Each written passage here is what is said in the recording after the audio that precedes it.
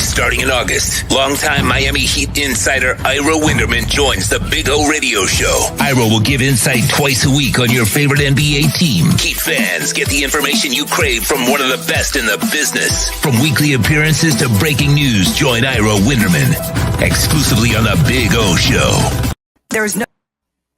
There's no need to drive around South Florida wasting valuable time looking for a new or certified pre-owned Acura. Go to the #1 volume sales dealership in the Southeast United States. Craig Zinn's Acura of Pembroke Pines. Purchase with pace and space in a dealership tailored to your needs. From home buying to providing that personal touch. Contact the 2020 Satisfaction Award winner Craig Zinn's Acura of Pembroke Pines. 888-776-5123. That's 888-776-5123. Or visit them at 15601 Pines Boulevard in Pembroke Pines.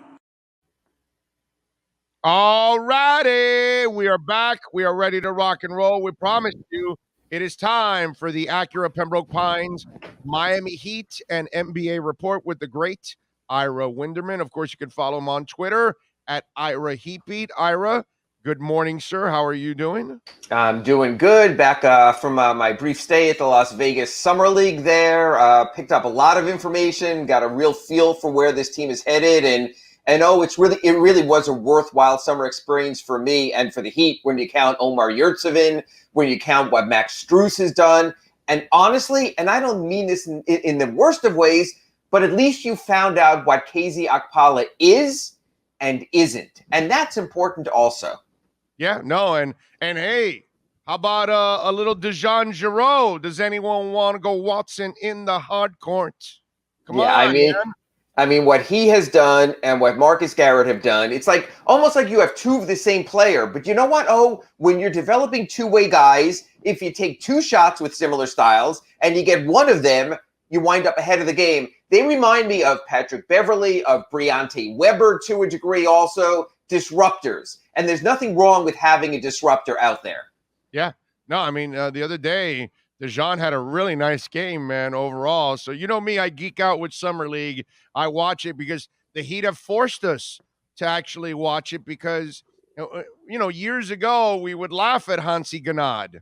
Right. And, Summer League meant nothing to us overall. The Heat have made Summer League actually matter because they're finding diamonds in the rough. And I think also the way the NBA has turned out now that we have guys that are leaving early all the time, I think it's become that much harder to actually scout. So that means guys are slipping through the cracks more than ever now.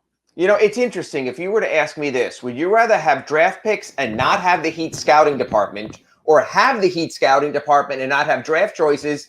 Oh, it's a lot closer than you think because what these guys have found in undrafted players versus what people get in the 30s and the 40s and the 50s in the second round, you can make an argument. I'd rather have Adam Simon and Chet Kammerer, and Eric Amsler, Keith Askins, and the Heat scouting staff because they find guys. And people were buzzing about it again, in Las Vegas, talking about Marcus Garrett and a guy who slipped through the holes, and Naismith Defensive Player of the Year one year, a runner-up the other year. You have a guy, like you talk about, with Dickey and what he's done, what took Houston to the NCAA or at least helped them get to the Final Four this year also, Giroux. So I think if you give the Heat enough time to prepare for a draft, you can have the first 60 picks. They'll get numbers 60 through 61 through 65 and put together a Summer League team right now undefeated going into a 5 o'clock game tonight against the Utah Jazz. Yep, can't wait to see that game at 5 o'clock.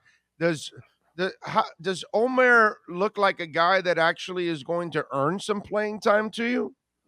That's interesting, the way you put that, whether you ask if he's going to earn playing time versus get playing time. Yeah. Because, you know how this league and every league is, it's a hierarchy. So when you come in from the offseason and you have Bam Adebayo and Dwayne Dedmon at center, and you have P.J. Tucker and Markieff Morris at power forward, those guys will naturally get the minutes. You brought them in. They were free agent signings, one guy with a huge contract and Bam Adebayo. Could Omar Yurtseven play his way into it? That's possible. You know what's going to happen? Oh, this is what's going to happen. He's the fifth big man right now. Guys get injured. Guys miss time. Guys get in foul trouble. So it's going to be one of those seize the opportunity type of moments. And then when he seizes the opportunity and he puts together double-double type minutes, then Erik Spoelstra is going to have to think about something. And the one place I would go is this, and you and I have spoken about this in various forums. Erik Spoelstra has been very reluctant to play two bigs together. The only time he's shown really any sort of confidence was when he played Kelly Olynyk and Bam Adebayo together, and that worked to a degree. Otherwise, the Heat have gone small at the 4. I want to see if that's possible. If Omer Yurtseven makes enough three-pointers in Summer League for defenses to say, hey, I've got to go out to the arc with that guy like we did with Kelly Olynyk, that might work. I'm really curious to see a big approach alongside Bam Adebayo, because for all he has done at center, maybe there's a little even more to get out of him if you cast him more offensively as a power forward. Right, and here's the thing. I think he hasn't gone with the two big men because he really hasn't had two big men that can switch on the scoring side on the outside. Since you can't trust Bam, outside 18, 21 feet outside, Sure. 22.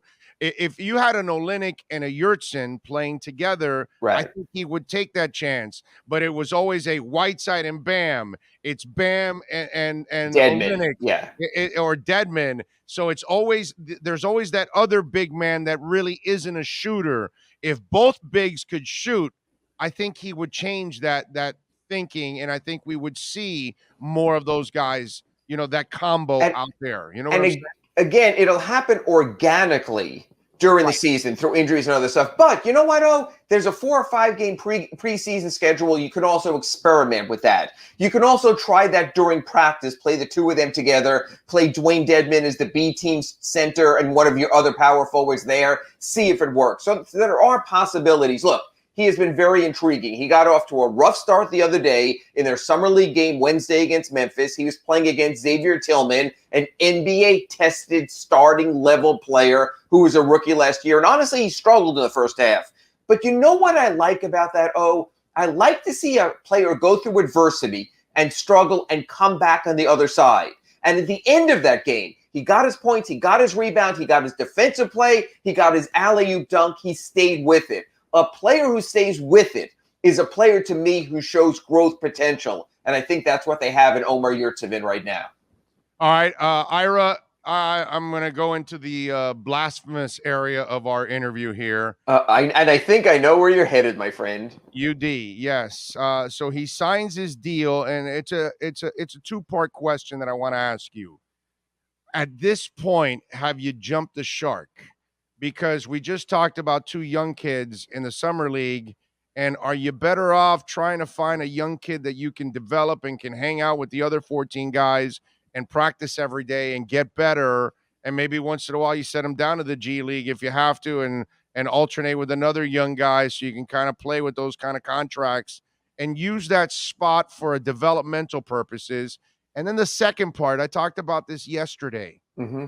I get when you bring back UD and you got a collection of journeymen and 10 and 31 and 31 and 10, or you got a collection of a whole bunch of young guys and you need that leadership and experience.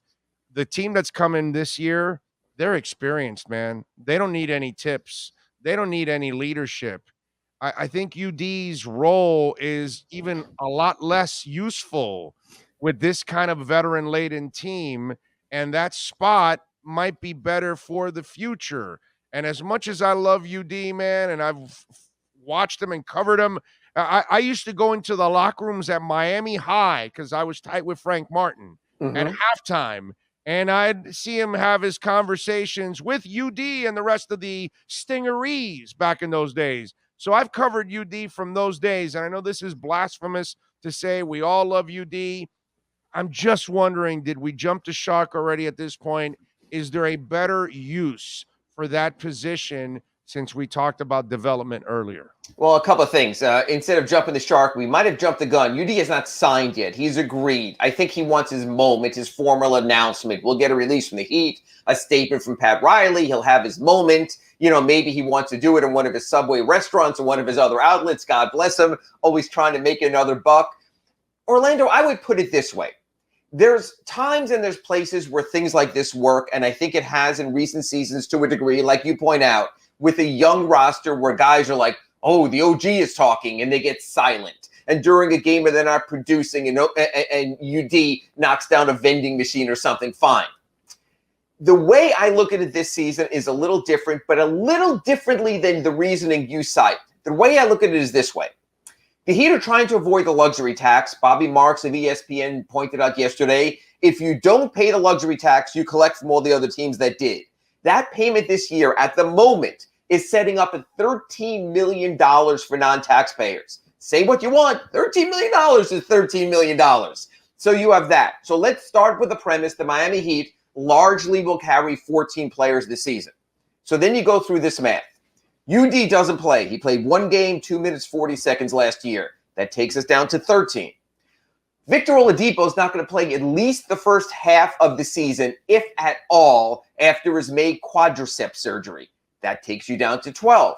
We mentioned in the previous conversation here in the Acura Pembroke Pines report that KZ Okpala has been so shaky in Summer League, I don't think you can count on him at all.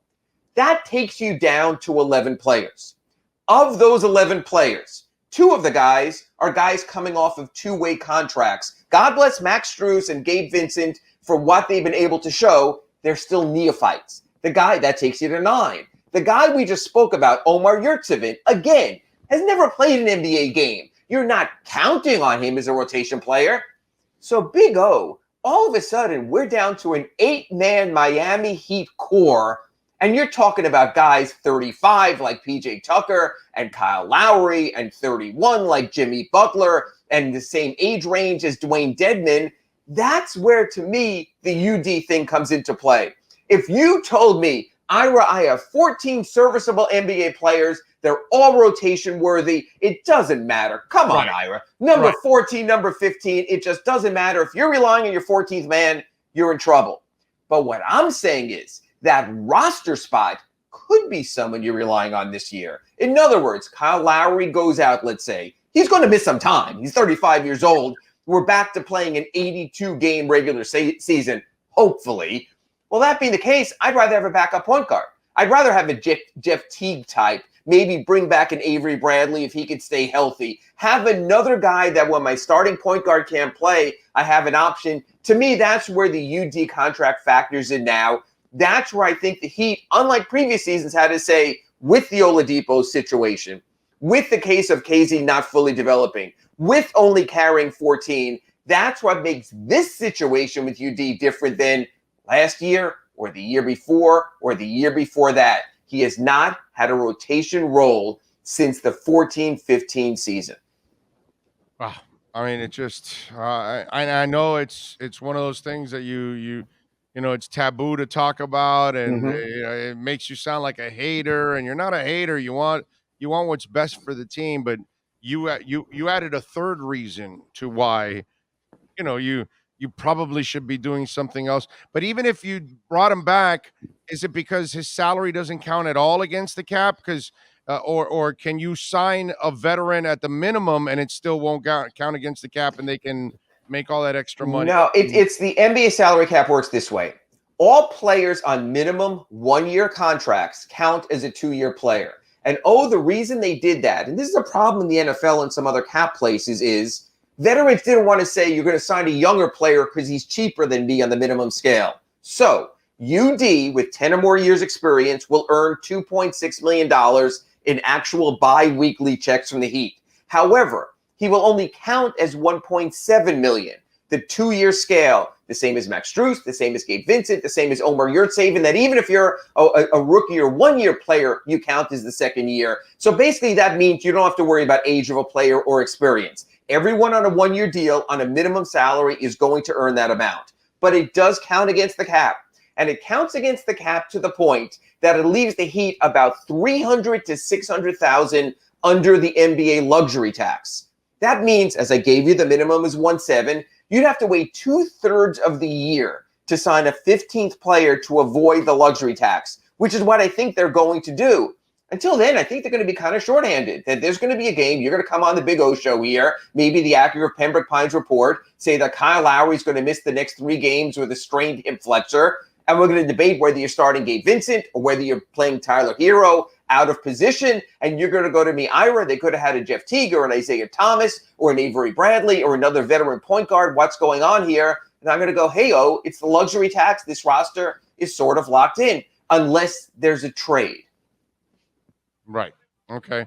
Ira Winderman, of course, make sure you follow him on Twitter at Ira Heatbeat. You can catch him twice a week here on Tuesdays and Fridays with the Acura Pembroke Pines Miami Heat and NBA report. Don't forget to smash that like button while you're watching or listening to the podcast. All right.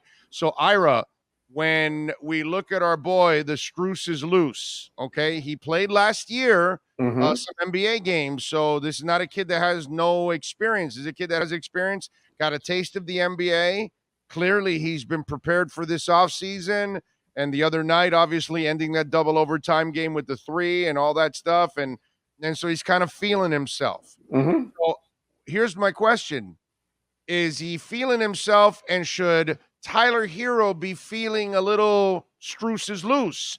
Because what happens if Tyler doesn't come in and play the way he should play? Could a Strus is loose get or take some time away from Tyler because they need that score from the edges? You know, it's interesting, though. I've gotten a lot of the similar sort of comments and questioning regarding Kendrick Nunn in the previous 2 years. And Kendrick Nunn's been outperforming Tyler Hero, especially last year. Why isn't he getting the benefit of the doubt? Why isn't he coming back in free agency? Oh, and you know this from when you go and you scout, whether it's the Senior Bowl or go to the Combine also. A lot of sports scouting also is dependent on upside. It's ultimately where a player can be. And so the thought all along from the Heat, and I believe correctly so, was Tyler Hero had a greater upside than Kendrick Nunn. Would you agree with me on that? Yeah, I definitely would agree with that. Yes. Okay, so you have that. I think it's going to be the same thing with Max Strus. I think Max Strus can be a Duncan Robinson-like project and be the kind of guy that every time he's on the court, you have to know where he is, just like with Duncan Robinson. But I still believe that Tyler Hero has the higher upside. Plus, a year from now, in this same time frame, the Heat will have to decide on his rookie scale extension. They gave Bam Adebayo the extension, $163 million. You know what? It's going to be a make or break decision next year. You don't want to lose a guy for nothing, but you don't want to overcommit to him either. So I think this, to a degree, becomes a Tyler Hero tryout year. Now, you're playing to win. It's the Heat. We speak about this every week on the Acura Pembroke Pines report. I understand that. But still, when you look at the situation right now with Tyler Hero, they've got to learn as much as they can. They've got to see him in every possible situation. Starter, reserve, on the ball, off the ball. What is he? Who is he? Because next year at this time, when he knocks on the door or his agent or Pat Riley and says, you know what? I think 5 years and about $170 million would sound good. Pat Riley has to go, maybe you're right. Or he has to go, hell no. We saw the last few years. So I think that's part of it also. Part of this is you simply have to see who Tyler Hero is, what Tyler Hero is. He has to get his minutes. He has to get those opportunities. You're also looking in the long range, especially when at least you're without one of your upcoming first-round picks.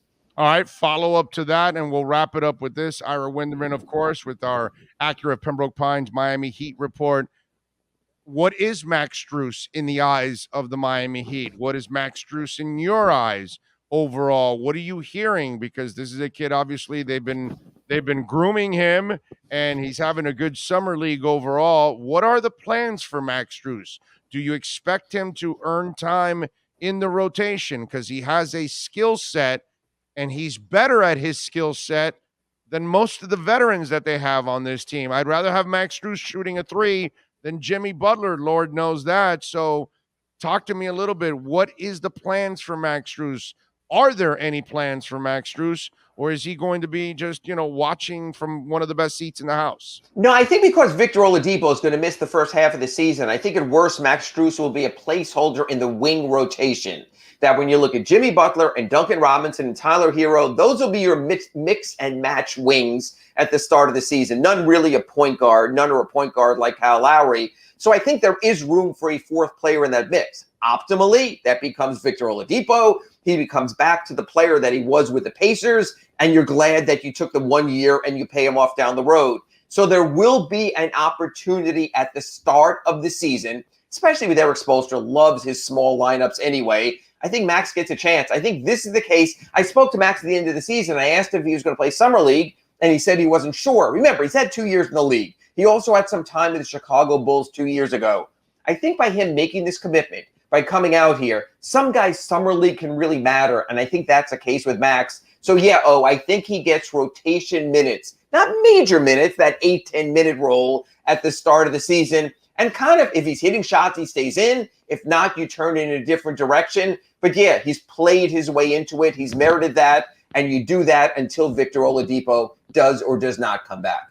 All right. Hey, by the way, before I let you go, Dennis Schroeder, did he just take a stupid pill this year or something? You know, after the Lakers offer you 4 years, $84 million, you turn it down and you end up with a 1-year deal with the Celtics. I mean, this guy has got to he's got to feel like a complete idiot right now.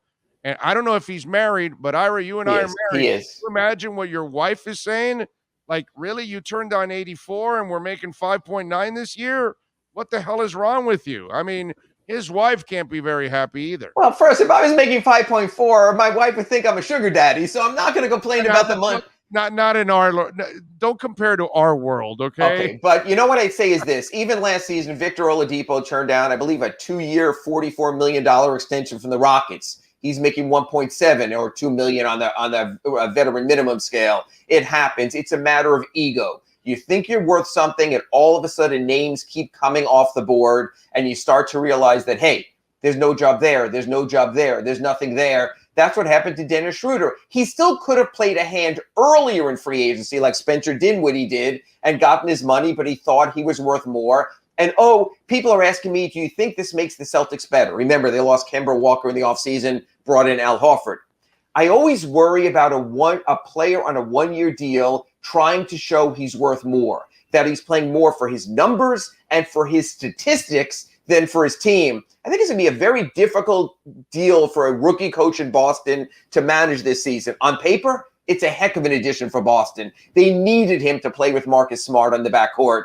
But for a guy who's trying to prove it and make his own money, maybe ahead of the team, I think it's a dangerous situation also. Every year we see that cautionary tale. And you know what, to sort of put the whole bow on this whole thing, that's why you tamper, that's why you cheat, that's why you know you have your deal before free agency starts, because if you don't tamper, you don't cheat, you don't gun jump the whole situation, you wind up left behind. If you ain't cheating, you ain't trying, and you ain't getting paid in today's NBA.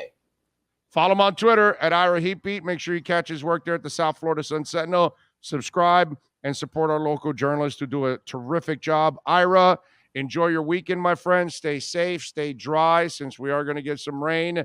We will see you on Tuesday.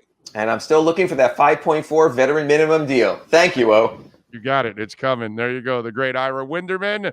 Don't forget to smash that like button while you're watching. It's very important. Or if you're downloading the podcast at any time, day or night, smash the podcast. We'll take a quick break. We will start hour number 3 next. There's no need to drive around South Florida wasting valuable time looking for a new or certified pre-owned Acura. Go to the #1 volume sales dealership in the Southeast United States. Craig Zinn's Acura of Pembroke Pines. Purchase with pace and space in a dealership tailored to your needs. From home buying to providing that personal touch. Contact the 2020 Satisfaction Award winner Craig Zinn's Acura of Pembroke Pines. 888-776-5123. That's 888-776-5123. Or visit them at 15601 Pines Boulevard in Pembroke Pines.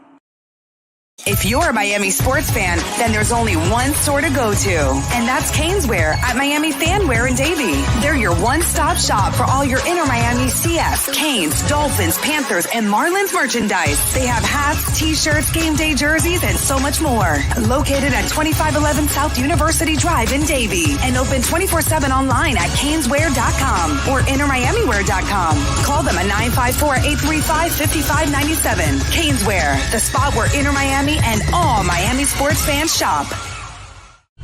This is the Big O Show.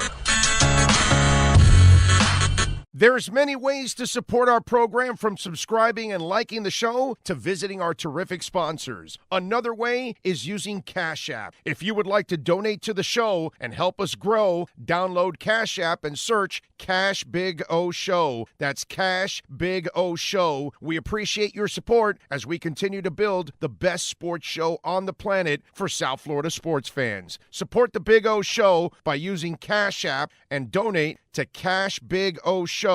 Thank you for your incredibly loyal support. This is the Big O Show. There's no need to drive around South Florida wasting valuable time looking for a new or certified pre-owned Acura. Go to the #1 volume sales dealership in the Southeast United States. Craig Zinn's Acura of Pembroke Pines. Purchase with pace and space in a dealership tailored to your needs. From home buying to providing that personal touch. Contact the 2020 Satisfaction Award winner Craig Zinn's Acura of Pembroke Pines. 888-776-5123. That's 888-776-5123. Or visit them at 15601 Pines Boulevard in Pembroke Pines.